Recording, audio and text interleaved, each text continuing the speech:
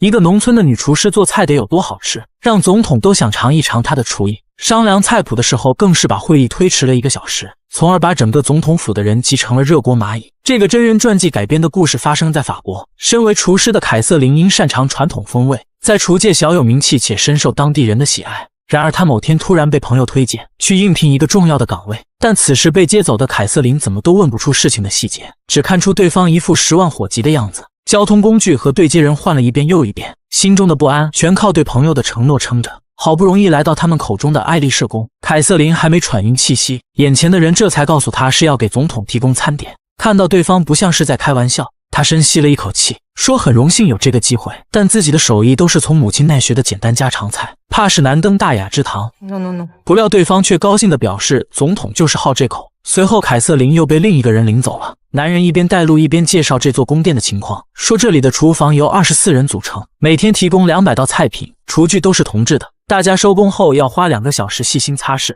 正想介绍主厨给他认识时，人家连正眼都不打算瞧一下，刚好碰到的副主厨也是扭头就离开。看来这个男人的战场十分看不起女厨师，但所有人怎么也想不到，凯瑟琳日后将会是他们惹不起的存在。走过一条又长又闷的通道后，是一间地下室，这里将是凯瑟琳的独立厨房。给她分配一个糕点师作为助手时，一名管家随后也赶了过来。幸运的是，分配的这2个人对凯瑟琳都比较友好。管家带凯瑟琳去熟悉环境时，说起了以后工作要注意的事项。总统餐前2个小时确认用餐人数后，由厨房列出菜单，再返给总统秘书定夺。听着管家没完没了的介绍流程，头痛欲裂的凯瑟琳终于打断了他。表示抱歉后问道，总统喜欢或讨厌什么餐点？至今都没人说，那总该让我去和总统见一面吧。管家连忙回答，这是不可能的，总统想见你自然会通知。所以学了1天礼仪的凯瑟琳到目前为止，明知道自己要做什么，却仿佛又不知道要做什么。好不容易等到饭点，想和大家熟络一番，不料身边的人都是污言秽语和满脸轻视。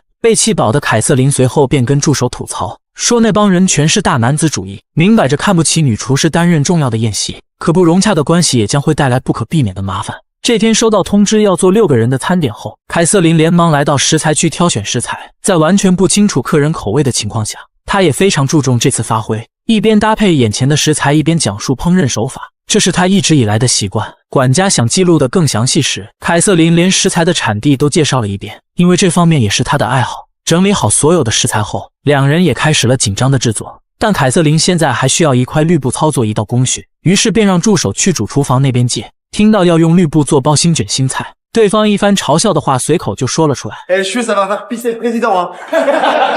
而主厨对助手也是一顿讥讽，说这里不是杂货市场，需要什么厨具让你家主子去申请。凯瑟琳听到回话后只是叹了一口气，随后说自己要出去15分钟，让助手在这期间调制一份奶奶式奶油。还没来得及问清楚情况，凯瑟琳就急忙的走了。C'est quoi une crème mémé? C'est vous le pâtissier? Mémé, ça peut peut-être dire grand-mère? 也许正是资质尚浅的原因，那个助手才会被甩出主厨房吧。好在助手遇到的是有耐心的凯瑟琳。回到住处接通电话后，他边教助手调制奶油，边找自己带来的绿布。而这些突如其来的困难，并没有消减凯瑟琳对制作上的热情。绿布上铺一层烫软的甘蓝后，再贴上一层鲑鱼片。他一边循环操作，一边讲述过程时，助手把调好的奶油端了过来，想让凯瑟琳尝一下味道对不对。Exactement celle que me faisait ma grand-mère. Bravo. 有条不紊地摆好牛肝菌炒蛋，用料汤炖的主食也好了。把整个甘蓝切成6份的同时，泡芙蛋糕也挤上了奶油，一片片甘蓝包裹着层层鲑鱼肉，再配上清烫的带秧胡萝卜，苏格兰鲑鱼酿甘蓝就完成了。看着精心烹制的餐点及时送入宴会厅，凯瑟琳此时真想看到总统用餐的表情。在餐具收回来时，他连忙询问哪个餐盘是总统吃的，这让服务员感到十分错愕。不过管家这时上前描述了起来，说总统惊讶地切掉秧苗，吃掉一根胡萝卜后，又将秧苗插起来看了看，然后高兴地吃了下去。Un bon point pour lui.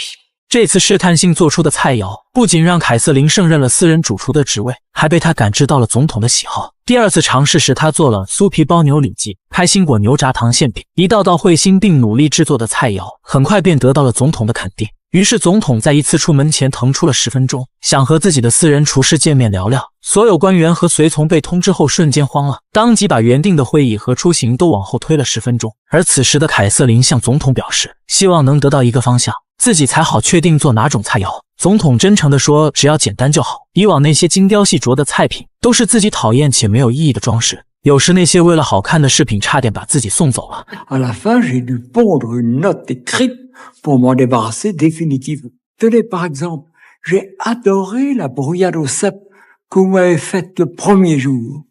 Si vous me faites une cuisine comme celle de ma grand-mère, je serai tout à fait heureux. 从言谈上可以听出，总统对吃这方面还是颇有研究的。众人不知所措时，已经过去了35分钟，两人从菜品又聊到了菜谱，好不容易等到谈话结束，安排也刚通知下去，凯瑟琳突然想到什么，又回去了房间。所有人仿佛受到了巨大的打击，愣在原地。原来凯瑟琳想用老家的一些家禽和食材，让总统吃到更贴近家常菜的味道。这个请求总统当然是欣然答应了。这次谈话也让凯瑟琳的地位有了新高度。某个官员本想指责他一番，可还是没胆拦下急忙离开的他。不过凯瑟琳是真的很忙，她要让叔叔在老家采新鲜的牛肝菌，还得像韭菜这般大小的，然后又联系附近的农户，亲自到田里挑选清香鲜嫩的时蔬。这一切只为了呈现回味无穷的菜品，给总统倾尽心思的做每道菜，也让凯瑟琳享受到了施展厨艺的成就感。长时间的指导和熏陶，助手的手艺也在日渐精进，而凯瑟琳和总统见面也成了常事。不过总统这次不是聊菜谱，而是要让凯瑟琳负责几天后的家宴。为了呈现更多垂涎欲滴的美味，凯瑟琳特意收集了这年的第一批松露，在准备食材的期间还陪着他人规划工作。看到一个熟人经过这里时，他连忙走出来打招呼。当初正是这个厨界主席推荐他来应聘的，所以想和朋友寒暄几句。即使现在其他人有意见，也不敢再多嘴一句，毕竟他现在是总统面前的红人。凯瑟琳白天应付流程，晚上还得商量菜单。为了一道失传的菜品，他还特地找人编了一张草镜，按照菜谱尝试制作，失败时就多次向书中的传承者请教，做出来的感觉不对，就再次确认操作的顺序。不过讲述方法的那个老人家差点没把两人气得晕倒下去，在助手坚持不懈的尝试下，做出来的味道也几乎对上了感觉。家宴菜单被确定的这天，凯瑟琳也信心满满，准备要大展身手。可另一边的厨房不乐意了，因为他们只负责一道结尾的菜品。感觉耻辱的主厨很快就找了过来，还满嘴脏话的发了一通脾气。凯瑟琳追上来想说明其中的缘由，主厨却认定这是他的一个诡计。随着误会而来的是菜单中的奶酪被质疑热量过高，而这道食物刚好是两人绞尽脑汁要做的。助手加入一些自己的想法，重新烤制后，这份配了鹅肝的奶酪比想象中的还要好吃。可就在这天晚上，管家收到消息，说奶酪已经确定被人从菜单中去掉了。凯瑟琳此时感到了万分的痛心。Le président est au courant? Franchement, ça m'étonnerait.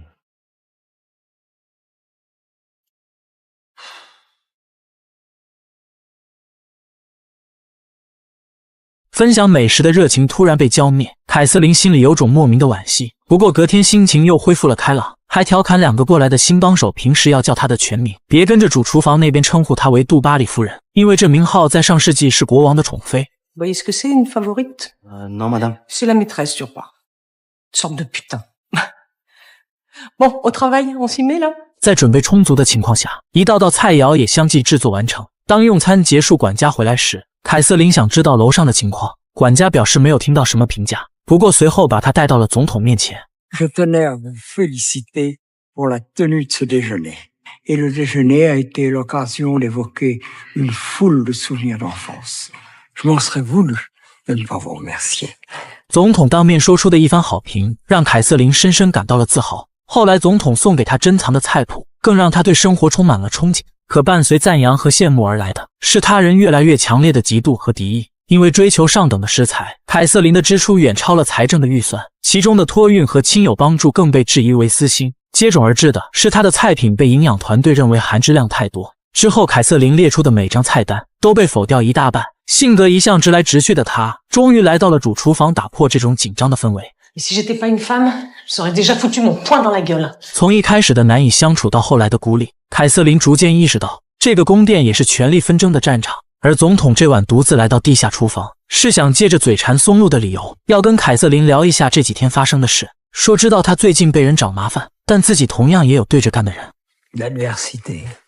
Personnellement, c'est l'adversité qui me tient encore debout. C'est un piment. Vous me comprenez? 从这段话中能感受到，总统的权力其实也是受到制衡的。那番倾诉也让凯瑟琳心里有了一个决定。在总统某次出远门的时候，他选择了辞职，而这也应该是理想的结果。于总统而言，厨艺不能尽情发挥是一种遗憾，对凯瑟琳来说，心中的梦想还等着去实现。后来，凯瑟琳来到了南极做厨师，因为这里可以赚到10倍的报酬。她本想孤傲的辛苦干1年，没想到这里的工作人员在相处中也慢慢的了解了凯瑟琳的故事，从生疏到崇敬再到体谅。1年的时间让大家都很喜欢这个女大厨，还在凯瑟琳离职前办了一场欢送会，并表演了国王和宠妃的节目。一开始看有些伤口撒盐和取笑的意思，但仔细体会是大家想让凯瑟琳直面以前的绯闻。这番好意也终于让她把那一页翻了过去。